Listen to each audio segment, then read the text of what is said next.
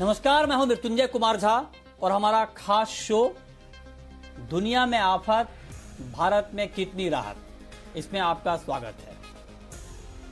24 घंटे में 75,000 नए केस और 1 लाख से ज्यादा रिकवर मरीज, ये आंकड़े भारत में कोरोना के हैं और ऐसे ही नंबर पिछले 4 दिन से आ रहे हैं।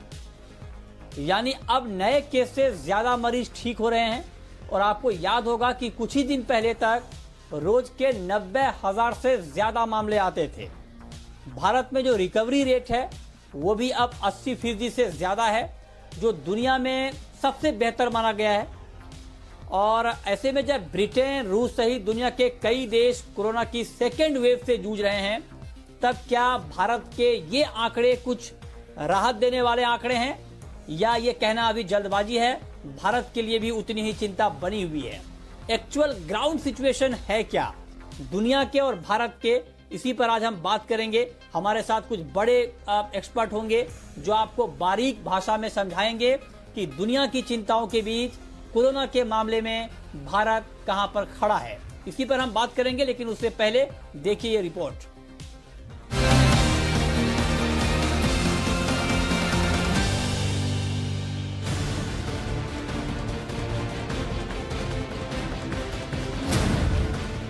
कोरोना से मजबूती से लड़ रहे भारत के लिए राहत की खबर आई है। पिछले एक दिन में 1 लाख से ज्यादा मरीज कोरोना को मात देकर ठीक हो चुके हैं। यही नहीं, रोजाना मिलने वाले केसों की तुलना में ज्यादा लोग रिकवर हो रहे हैं। 18 सितंबर को जहां 93,000 नए मामले सामने आए थे, तो 95,500 से ज्यादा मरीज ठीक भी हुए थे। ऐसे ही 19 सितंबर को 92,500 नए केस आए, तो लगभग 94,400 लोग ठीक हुए थे। इसी तरह 20 सितंबर को 87,400 नए मरीज मिले, तो 93,000 लोग रिकवर भी हुए। कुछ ऐसे ही पिछले 24 घंटे में 75,000 नए केस सामने आए, तो 1 लाख से ज्यादा मरीज ठीक होकर घर पहुंच गए। यानी कि इन 4 दिनों में जहां 3,47,000 नए संक्रमित मिले, तो 3,85,000 मरीज ठीक हो चुके हैं। इन आंकड़ों के दम पर भारत का रिकवरी रेट करीब 81% तक पहुंच गया है, जो दुनिया में सबसे बेहतर है। भारत के ये आंकड़े आपको उत्साह बढ़ाने वाले लग रहे होंगे, लेकिन पिछले 1-2 दिन में नए केस मिलने के मामले कम होने के पीछे की वजह कम टेस्टिंग को बताया जा रहा है। एक्सपर्ट्स का मानना है कि शनिवार और रविवार छुट्टी होने की वजह से कम टेस्टिंग होती है, इसलिए अक्सर ऐसे आंकड़े मिलते हैं। यानी कोरोना से राहत की कोई उम्मीद नहीं दिख रही। दुनिया के कई से और भी डराने वाली खबरें आ रही हैं। यूरोप के कई देश कोरोना की दूसरी वेव से जूझ रहे हैं।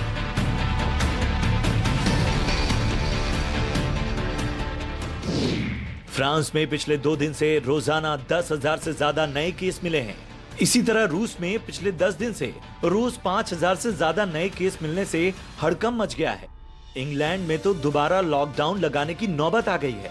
इंग्लैंड में रोज एवरेज 4,000 नए मरीज मिल रहे थे। स्पेन में भी सेकेंड वेव आ गई है। यहाँ सरकार ने 1,000 केस वाले इलाकों में प्रतिबंध लगाने का फैसला किया है। दक्षिण अफ्रीका और ब्राजील में भी सेकेंड वेव चल रही है, लेकिन ये दोनों ही देश हर्ड इम्यूनिटी की थ्योरी से इसे कंट्रोल करने की कोशिश कर रहे हैं।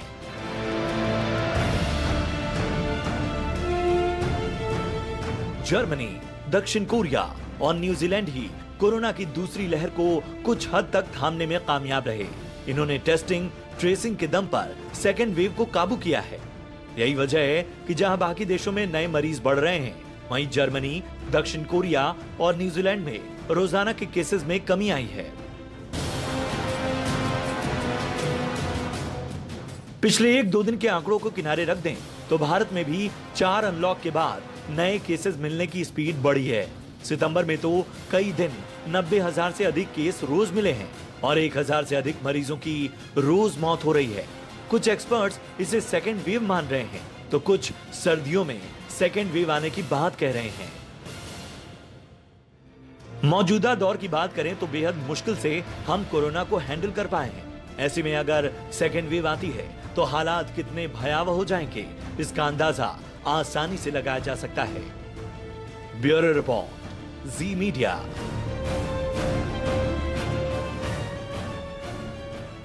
तो आपने देखी है रिपोर्ट कि दुनिया के ताजा हालात कोरोना के मामलों को लेकर के क्या हैं, और ऐसे में अब सवाल ये उठता है कि क्या ये हालात बहुत ज्यादा आगे खराब होने वाले हैं, और इसके बीच भारत के ताजा हालात क्या हैं, इस पर हम चर्चा करेंगे। हमारे साथ 3 खास मेहमान हैं। हमारे साथ हैं डॉक्टर MC मिश्रा, पूर्व डायरेक्टर एम्स। हमारे साथ डॉक्टर शशांक जोशी हैं, कोविड टास्क फोर्स के मेंबर हैं महाराष्ट्र के, और साथ ही हमारे साथ डॉक्टर रवि गोडसे हैं, अमेरिका से हमारे साथ जुड़ रहे हैं, पेंसिल्वेनिया से। बहुत बहुत स्वागत है सर आप तीनों खास मेहमानों का। मेरा सबसे पहला सवाल डॉक्टर गोडसे आपसे होगा। अभी हमने रिपोर्ट देखी और उसमें दुनिया के कई देशों में फिर से कोरोना के लौटने की आशंका दिख रही है, आंकड़े बढ़ रहे हैं, और ब्रिटेन में तो लॉकडाउन तक की नौबत आ गई है। क्या ये जो दुनिया में सेकेंड वेव की आहट अभी दिख रही है, आशंका दिख रही है, क्या इसका अनुमान था, अंदाजा था, या आपको लगता है कि ये बहुत चौंकाने वाला है और इससे चिंताएं और बढ़ गई हैं? इन चिंताओं के बीच आप क्या देख पा रहे हैं, आपका रिएक्शन क्या है? रंज से खूगर हो गया इंसान तो मिट जाता है रंज। मुश्किलें इतनी बड़ी मुझ पर कि आसान हो गए, गालिब ने कहा था। ये जो सेकंड वेव कह रहे हैं ना, मेरे ख्याल से इसका कोई मायना नहीं, कोई फर्क नहीं पड़ता, क्योंकि कंपेयर टू फर्स्ट वेव अभी आपको कोरोना होता है तो 30 to 50% ज्यादा चांस है कि आप ठीक हो। ये कोरोना के हम लोग सिर्फ केसेस काउंट कर रहे हैं, इस बात का कोई फर्क नहीं पड़ता कितने केसेस आ रहे हैं, क्योंकि अप्रैल में हम लोग सिर्फ सिम्टोमेटिक पेशेंट को, लक्षण वाले पेशेंट को टेस्ट कर रहे थे। अभी अमेरिका में तो लोग पागल हो गए। यूनिवर्सिटी में जब नर्सिंग होम में जाता हो, पूरे वर्कफोर्स का हर हफ्ते में एक बार टेस्ट करते हैं, हजारों सैकड़ों टेस्ट। सिर्फ नंबर इतना देखना है कि कितने लोग मर रहे हैं, मोर्टेलिटी रेट क्या है। अगर मर नहीं रहे हैं कोरोना से, हमारा उद्देश्य क्या है कि कोरोना से मरना नहीं है। कोरोना अगर हो भी जाए तो हर्ड इम्यूनिटी बढ़ेगी ना, उसे क्या फर्क पड़ेगा।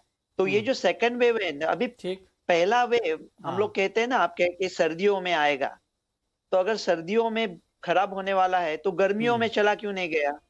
न्यूजीलैंड में तो सर्दियां होती है जून में, वहां ज्यादा क्यों नहीं हुआ? न्यूजीलैंड में सबसे अच्छा हुआ। स्वीडन की बात कर रहे थे। मतलब जो भी कुछ अब तक कहा है, ये सोशल मीडिया के दौरान पहला पैंडेमिक है, इसके वजह से मेरे ख्याल से बहुत बढ़ रहा है, लेकिन ये जो नंबर आ रहे हैं, मेरे ख्याल से उसमें कोई डरने की बात नहीं है। अभी मोर्टेलिटी रेट एकदम कम है, इंडिया का तो 1.7% है। टेस्टिंग कम किया तो मेरे ख्याल से इंडिया का मोर्टेलिटी रेट 0.85% रहेगा। सावधानी बरती है, लेकिन डरने की कोई बात नहीं। ये तो हमको मालूम था कि टेस्टिंग जब बढ़ाएंगे तब केसेस भी बढ़ेंगे, तो मेरे ख्याल से कोई डरने की बात नहीं है। अच्छा, तो आपने एक लाइन में ये बात कही कि टेस्टिंग बढ़ रही है तो नंबर बढ़ेंगे, और ये सेकेंड वेव को लेकर के बहुत ज्यादा डरने की जरूरत नहीं है। आप कह रहे हैं कि रिकवरी रेट बहुत बढ़िया है और मोर्टेलिटी रेट तो और अच्छा है, और इंडिया में तो सबसे बेहतर है। चलिए, ये कम से कम राहत की बात आपने बताई है। अब चूंकि आपने इंडिया का जिक्र किया तो हम इंडिया पर ही लौट रहे हैं। और मिश्रा जी, मैं आपसे सर यही पूछना चाहता हूं कि इन ग्लोबल चिंताओं के बीच जो यूके में जो चिंता सामने आई, लॉकडाउन की नौबत आ गई, साउथ कोरिया ने तो आधिकारिक तौर पर ऐलान कर दिया कि सेकेंड वेव के लिए हम तैयार हैं, जर्मनी ने कहा है कि हम तैयार हैं, सेंट्रल और ईस्टर्न यूरोप में हालात थोड़े खराब हुए हैं आंकड़ों को लेकर। लेकिन भारत ने पिछले 3-4 दिनों से आंकड़े 75,000 के आसपास आ रहे हैं, जो कि कुछ दिन पहले रोज के 90,000 से ज्यादा आ रहे थे, और हमारी जो रिकवरी रेट है वो 80% से ज्यादा हो गई है। मोर्टेलिटी रेट, जैसा कि डॉक्टर गोडसे ने बताया, कि हम 2% से नीचे हैं।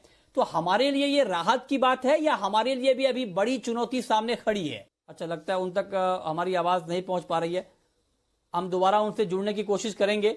अब मैं डॉक्टर जोशी आपसे यही सवाल पूछना चाहता हूं कि हमारे आंकड़े कुछ कम हुए हैं, मतलब 95,000 92,000 से घट के हम 75,000 पे आए हैं। हालांकि 75,000 का आंकड़ा भी बहुत कम नहीं है, लेकिन इसके पीछे 2 बातें हैं। एक तो हम खुश हो सकते हैं, लेकिन दूसरी तरफ ये कहा जा रहा है कि टेस्टिंग कम हुई है, इसलिए ये आंकड़े कम आए हैं। इस पर आपका टेक क्या होगा?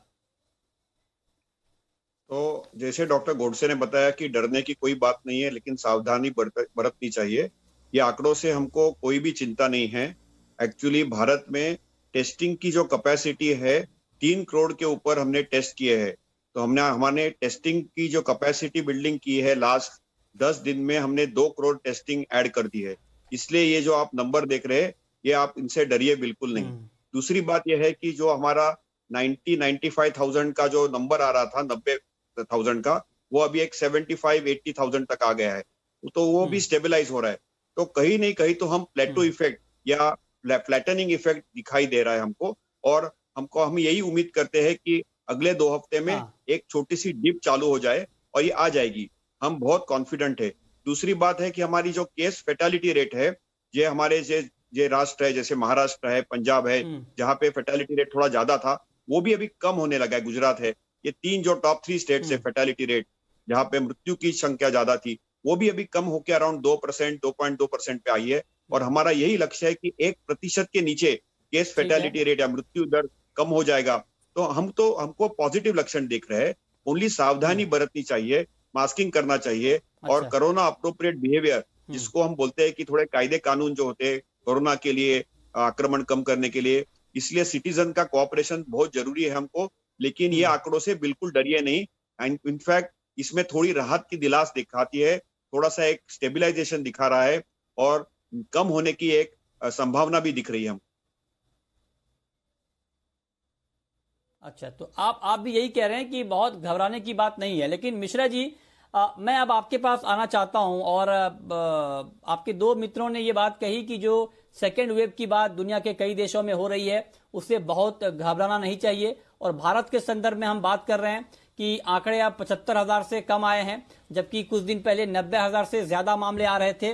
लेकिन इसको लेकर सवाल ये है कि टेस्टिंग कम हुई है, इसलिए आंकड़े कम आए हैं। तो मैं आपसे साफ तौर पर यह जानना चाहता हूं कि 75,000 के आंकड़े, 80% का रिकवरी रेट और 0.2% का फर्टिलिटी रेट, इन आंकड़ों पर हम अभी खड़े हैं। इन आंकड़ों पर जब हम खड़े हैं तो हमारे लिए अभी कितनी चिंता आगे है, या आपको लगता है कि हालात काबू में आ रहे हैं?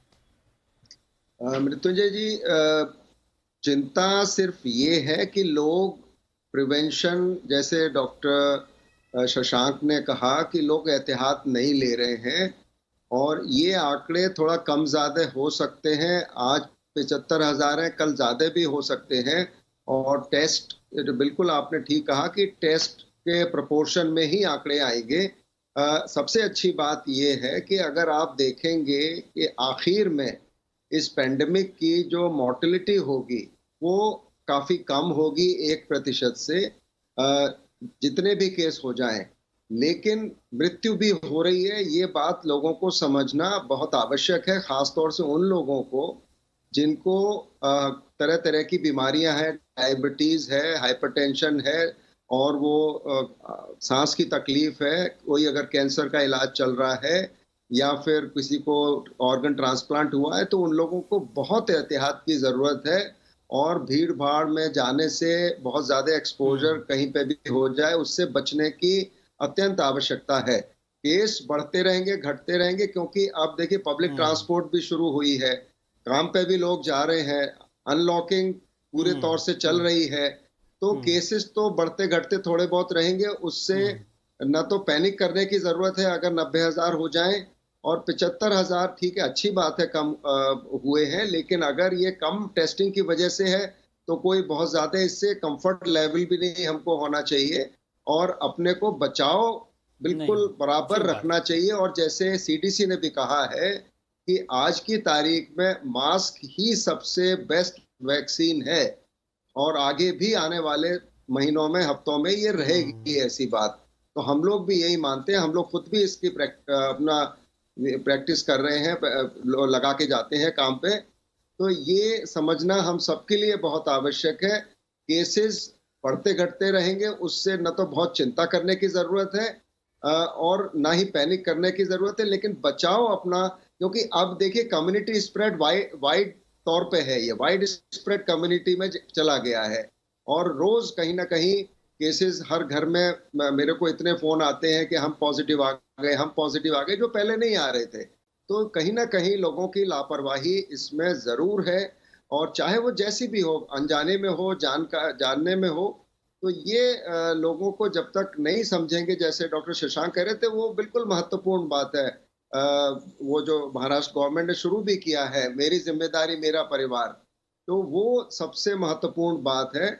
इसीलिए अभी पब्लिक ट्रांसपोर्ट, चाहे वो मुंबई की लोकल हो चाहे स्कूल खोलने की बात हो तो अभी थोड़ा जल्दी होगी उसमें।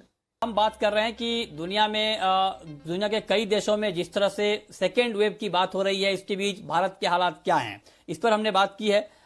लेकिन डॉक्टर गोडसे, मैं आपसे एक चीज जानना चाहता हूं, ये सेकेंड वेव की बात तो करते सब हैं, लेकिन हम ये समझ नहीं पाते कि सेकेंड वेव हम समझे कैसे कि ये सेकेंड वेव आ गया। इसको अगर जरा आसान भाषा में आप हमारे दर्शकों को समझा दें कि सेकेंड वेव की पहचान कैसे होती है। जैसे मान लीजिए कहीं पर 90,000 या 70,000 90,000 मामले मान लीजिए आ रहे हैं और अचानक से अगर 1 लाख मामले आने लगे तो क्या उसे सेकेंड वेव माना जाएगा? लेकिन 1 लाख मामले कितने दिनों तक आए जो हम सेकेंड वेव माने? तो इसको जरा सर अगर आप डिटेल में समझा पाए तो। क्यों करके बचाते हमें वो नाखुदा जो खुद साहिल की आफियत से भंवर देखते रहे। इंडिया को मेरे ख्याल से बाकी देशों से अभी कुछ लेना देना नहीं है, क्योंकि हर देशों के सिचुएशंस अलग है। देखो स्वीडन की बात हो रही थी पहले लॉकडाउन की तरह, पूरी दुनिया स्वीडन के ऊपर टूट पड़ी थी कि स्वीडन में ये नहीं किया है, वो नहीं किया है। मेरा सॉरी ये हो रहा है, स्वीडन में ये नहीं हो रहा है। लेकिन अभी देखो स्वीडन में ना फेस है, ना मास्क है, ना लॉक है, ना डाउन है, ना सेकंड है, ना वेव है। स्वीडन में कुछ नहीं है। तो हम लोग ने क्या सीखा उनसे, जो मैं सबसे अभी महत्वपूर्ण बात कहने वाला हूं, जो किसी ने अब तक कही नहीं है। आप सुन लीजिए गौर से कि ये बात है कि हम लोग सोचते हैं कि अगर आपको कोरोना हुआ तो आपकी कितनी इम्यूनिटी है, कितना डिफेंस है, एंटीबॉडी और सेल मीडिएटेड। अभी 2003 में जिनको कोविड हुआ था, कोविड नहीं हुआ था, सार्स हुआ था, उनका सेल मीडिएटेड इम्यूनिटी की जांच की और 17 साल तक बरामद होने के बाद अभी तक सेल मीडिएटेड इम्यूनिटी जारी है। तो हम लोग जो कह रहे हैं ना 90,000 केस आ गए, उनके पीछे खुशी की बात भी है कि हर्ड इम्यूनिटी की तरफ हमने 90,000 नन्हे कदम उठाए हैं। तो जो सेकंड वेव का मापना पहले वेव और दूसरी वेव में कुछ ताल्लुकात ही नहीं है। इंडिया का कब आया था पीक, मतलब और इतनी बड़ी कंट्री है, जो मदुराई में हुआ वो शिमला में कैसा उसका हम लोग रेप्लिकेट करेंगे। तो मेरे ख्याल से टेस्टिंग बढ़ने की वजह से इतने केस बढ़ रहे हैं। तो हम लोग ये वेव की बातें, हम लोग वेव की बात ऐसी करें कि हर्ड इम्यूनिटी की तरफ हमने एक वेव उछाला है, हम उसके तरफ जा रहे हैं। और अभी देखो अप्रैल में लोग मर रहे थे, वेंटिलेटर पे जा रहे थे। अभी हमको पता है कि प्लाज्मा यूज कर सकते हैं, रेमडेसिविर से मोर्टेलिटी डेटा आएगा, स्टीरॉयड का 36% मोर्टेलिटी रेट है, मोनोक्लोनल एंटीबॉडी जो है उनका ऑलरेडी फेज 3 आ चुका है, उनको इमरजेंसी यूज ऑथराइजेशन मिल सकता है। AB8 करके पिट्सबर्ग में मेरे यहाँ से 5 मिनट डिस्टेंस पे ऐसा एक मॉलिक्यूल बना है, वो तो कोरोना को पूरा खत्म कर देगा। वो 3-4 महीने में आएगा, लोग मर नहीं रहे। तो ये कोई सेकंड वेव अभी कुछ डरने की बात नहीं है। लेकिन जैसा बाकी के गेस्ट ने कहा है, मास्क पहने जरूर, क्योंकि हमको एक पता है कि उससे डेफिनेटली प्रोटेक्शन मिलता है। एक दूसरे की रक्षा करें, मास्क पहनते रहे और जितना हो सके सोशल डिस्टेंस, लेकिन लाइफ चालू रखे।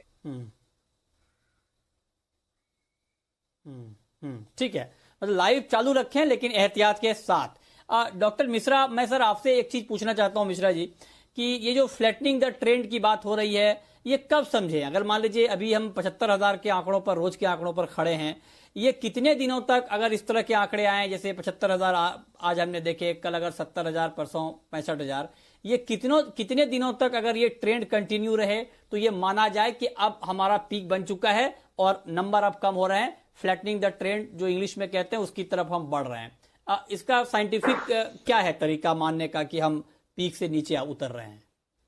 नहीं, इसका बिल्कुल क्लियर कट है। आपने खुद ही इसका जवाब दे दिया है कि अगर आज 75 आए, कल 65 आए, फिर 55 आए, तो हम डिक्लाइन पे जा रहे हैं। लेकिन क्या ऐसा होगा, ये अभी हमें नहीं पता है। दूसरे, मैं ये भी कहूँगा, जैसे डॉक्टर गोडसे ने कहा हर्ड इम्यूनिटी, इसमें देखिए हर्ड इम्यूनिटी होने वाली नहीं है कोविड में, ये हमने देख लिया। क्योंकि जो आप सेकंड वेव कह रहे हैं, जो देशों में, जैसे कोरिया का एग्जांपल ले लें आप, साउथ कोरिया में या और जगह पे जहाँ पे बिल्कुल खत्म हो गया था और फिर से एक रिसर्जेंस हुई, सेकंड इन्फेक्शन हो रहा है, तो जिनको एक बार हो गया उनको दोबारा हो रहा है। एंटीबॉडीज बहुत समय तक, जैसे 17 साल उन्होंने सार्स के बारे में बताया, इसमें सस्टेन नहीं कर रही है एंटीबॉडी। तो हस्बैंड वाइफ को इन्फेक्शन होता है, हस्बैंड में एंटीबॉडी बनती है, वाइफ में नहीं बनती है। तो ये जो कोविड का चरित्र है, जिसको हम लोग शुरू से ये कह रहे हैं कि ये इंजीनियर्ड वायरस हो सकता है, ये बिल्कुल भिन्न है बाकी वायरसेस के मुकाबले, और इसीलिए वैक्सीन बनने में भी और वैक्सीन इफेक्टिव होने में भी एक क्वेश्चन मार्क, एक प्रश्न चिन्ह लगा हुआ है। तो मैं ये कहूंगा कि प्रिवेंशन जितना जो लोग ले सकते हैं लें। इन्फेक्शन ज्यादातर लोगों में माइल्ड हो रहा है, अपने आप ठीक हो रहा है। इस समय आपको मैं बता दूं, कम से कम 10 लोग ऐसे हैं परिवार जिनमें मेरे से संपर्क में है और जिनको कोविड पॉजिटिव हो गया है, और मैं उनको रोज एश्योरेंस दे रहा हूं और अपनी जो भी एडवाइस दे सकता हूं वो दे रहा हूं, और वो घर पे रिकवर हो रहे हैं। कहीं हस्बैंड वाइफ है, कहीं बेटी हो गई है, कहीं पे किसी की गर्लफ्रेंड हो गई है, कहीं पे कोई और कपल हो गया है। तो ये इस तरह से अब वाइड स्प्रेड कम्युनिटी में ये चला गया है, और संख्या टेस्टिंग होगी तो बढ़ भी सकती है। अगर ये जैसे आपने कहा कि डिक्लाइन और फ्लैटनिंग को जब हम कहेंगे, जब ये हमारे यहाँ 90,000 से 10,000 5,000 पहुंचे, अगर जंप करता है उसके बाद तो वो सेकंड वेव हो जाती है। इसमें कोई बहुत लंबी चौड़ी बात समझने वाली नहीं है, लेकिन भारत में तो अभी पहली वेव ही खत्म नहीं हुई है, तो सेकंड वेव की बात तो अभी बाद में आएगी। हमारी पहली वेव अब चल रही है, और जिसका पीक शायद हो गया है, क्योंकि जिस तरह से 75,000 आए हैं पिछले दिनों में, कम हो रहा है नंबर, वो एक तो टेस्टिंग बढ़े और नंबर कम हो तब इसको फ्लैटनिंग मानेंगे। अगर टेस्टिंग कम हो और फिर नंबर कम आए तब मानेंगे, तो ये फिर बिल्कुल वो ठीक एक बात फॉल्स सेंस ऑफ सिक्योरिटी देगा। सही, बिल्कुल सही बात है। ये आपने बहुत सही बात कही कि टेस्टिंग बढ़े और तब अगर आंकड़े कम आते हैं तब आप इसे कह सकते हैं कि मामले कम हो रहे हैं या फ्लैटनिंग द ट्रेंड, तब आप कह सकते हैं। अगर टेस्टिंग कम हो जाए और तब नंबर कम आए तब उसका कोई मतलब है नहीं। ठीक बात है, लेकिन आपने बहुत महत्वपूर्ण बात कही कि भारत में अभी पहला वेव भी चल रहा है, तो दूसरे वेव की बात अभी करना जल्दबाजी है। एक बार ये क्लियर हो जाए कि पहले वेव से हम निपट चुके हैं, नंबर कम होने लगे हैं, तब आगे की तस्वीर कुछ और साफ होगी। लेकिन डॉक्टर जोशी, मैं अब आपसे ये जानना चाहता हूं, क्योंकि अभी त्योहारों का सीजन आने वाला है, दुर्गा पूजा है, दीपावली है, और भी कई सारे त्योहार हैं, तो आपका टास्क फोर्स इन त्योहारों को लेकर क्या नई तैयारी कर रहा है, ताकि भाई त्योहारों के दौरान जो है ये वायरस फैलने की आशंका ज्यादा होगी, क्राउड ज्यादा होंगे एक जगह इकट्ठा, उसको लेकर आपका टास्क फोर्स क्या कर रहा है, क्या नया काम कर रहा है? मृत्युंजय जी, एक्चुअली आपने बहुत सही प्रश्न पूछा। एक्चुअली पहले त्योहार की वेव जी थी, जैसे गणेश पूजा थी मुंबई महाराष्ट्र में, मोहर्रम था, वही टाइम जैन लोगों का पर्युषण था, तो उसकी पहली परीक्षा तो हो चुकी है, और हमको सतर्क रहना चाहिए, क्योंकि जब भी हमारे यहाँ त्योहार होते हैं तो हमने जैसे बताया कि कोविड अप्रोप्रिएट बिहेवियर और कोविड अप्रोप्रिएट हैबिट, इसमें कोई दो मत नहीं है। कम्युनिटी स्प्रेड हो भी गया होगा तो भी मास्किंग अनिवार्य है, डिस्टेंसिंग रखना अनिवार्य है, क्राउड्स अवॉइड करना अनिवार्य है, पुअर वेंटिलेटेड रूम्स अवॉइड करनी बहुत जरूरी है। तो उसके लिए हमको तैयारी करनी है। इसलिए हमारे यहाँ पे जो हमारा कुटुंब हमारी जवाबदारी जो स्कीम है हमारे मुख्यमंत्री ने निकाली है कि सिटीजन्स को कोऑपरेशन का बहुत जरूरी है। इसके साथ मैं डॉक्टर मिश्रा और डॉक्टर गोडसे से भी सहमत हूँ कि ये कलेक्टिव मूवमेंट है, बट दो चीज को आपको मायने रखना चाहिए कि हर दिन के आंकड़े नहीं आप जांच करने चाहिए, हर वीक का एवरेज लेना चाहिए। बिकॉज जब आप ये समीकरण निकालते हैं तो उसके लिए हफ्ते हफ्ते की एवरेज निकालेंगे तो आपको एक प्रॉपर आइडिया आएगी कि हर हफ्ते में क्या रेट कैसे कम हो रहे। तो हम फर्स्ट टाइम लास्ट हफ्ता, ये हफ्ता, उसके पहले हफ्ता देखेंगे तो एक फ्लैटनिंग का ट्रेंड दिखने की शक्यता दिख रही है अभी। हाँ, ये चलिए, ये उम्मीद वाली बात आपने कही है कि रोज का आंकड़ा ना देखें, एक वीकली डेटा देखें और उससे आपको ज्यादा एक्यूरेट अंदाजा लगेगा। और आपने कहा कि 2-3 हफ्ते के आंकड़ों से ये अंदाजा लग रहा है कि हम नीचे आ रहे हैं आंकड़ों में। बिल्कुल संक्षेप में डॉक्टर गोडसे, आप कुछ कहना चाह रहे हैं? वक्त का मैसेज बिल्कुल संक्षेप में। नहीं, वो जो डॉक्टर मिश्रा कह रहे थे वो मेरे ख्याल से बराबर नहीं है। वो जो कोविड आपको कह रहे वापस हो सकता है, हमको ठीक तरह से पता नहीं कोविड वापस हो सकता है क्या, ऐसा मुझे ऐसा लगता नहीं है। और हम लोग जो मेजर कर रहे हैं वो एंटीबॉडी मेजर कर रहे हैं, सेल मीडिएटेड इम्यूनिटी नहीं मेजर कर रहे हैं मेरे ख्याल से। और ये ऐसी निराशाजनक बात से, ताकि वो गलत हो, उससे ये एंड नहीं करना चाहिए। हर्ड इम्यूनिटी की तरफ भी जा रहे हैं, वैक्सीन भी आ रही है, फाइजर की वैक्सीन और ऑक्सफोर्ड की वैक्सीन एक महीने में आएगी और हर्ड इम्यूनिटी भी बनेगी।